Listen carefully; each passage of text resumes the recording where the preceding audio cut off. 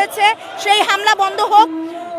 দেশে ধর্ম নিরপেক্ষ রাষ্ট্র চাই, নারী শিশু সবাই আমরা নিরাপত্তা চাই। আমাদের নিরাপত্তা এখন দিতেই হবে। আমরা ভারতে যাওয়ার জন্য এই দেশে জন্মগ্রহণ করি নাই।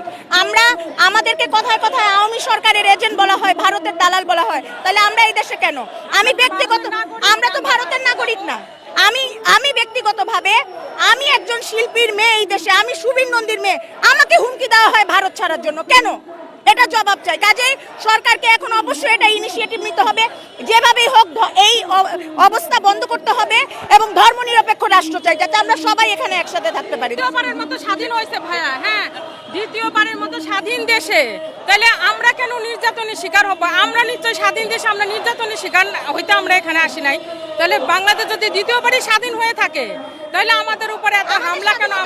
আমাদের উপরে হামলা কেন? আমরা কেন পরাধীন? আমরা কখনো বৈষম্য করি না, কারণ একটা ছাত্র যখন মারা যায় আমরা মনে করি এদেশের মানুষ, পুলিশ যখন মারা যায় আমরা মনে করি এদেশের মানুষ। ছাত্র তো শুধু হিন্দু মুসলিম দেখে না, ছাত্র তো ছাত্রই। কাজে আমাদের জন্য সহন, কিন্তু দিন শেষে আমাদের হিন্দুদেরকে এখানে বলা হয় ভারতে চলে যাওয়ার জন্য।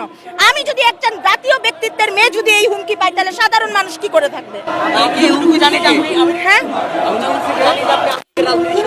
আমি আওয়ামী লীগের রাজনীতির সাথে জড়িত, সেটা আমাকে সম্মানজনক পোস্ট দেওয়া হয়েছে।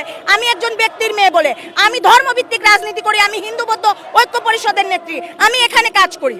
তাহলে সেই হিসাবে তো বিএনপি আওয়ামী লীগ সারা দেশেই তো অনেক রাজনীতির সাথে জড়িত, এটা তো ওয়ার্ল্ড ওয়াইড স্বীকৃত। আপনি কি ভারতের সংসদের নায়ক নায়িকাদেরকে দেখেন না?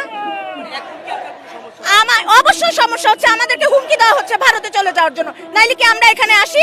ঠিক, আর কিছু বলতে চাই না, অনেক মন খারাপ আমাদের, আমরা এই পরিবেশে এখানে আসতে চাই না।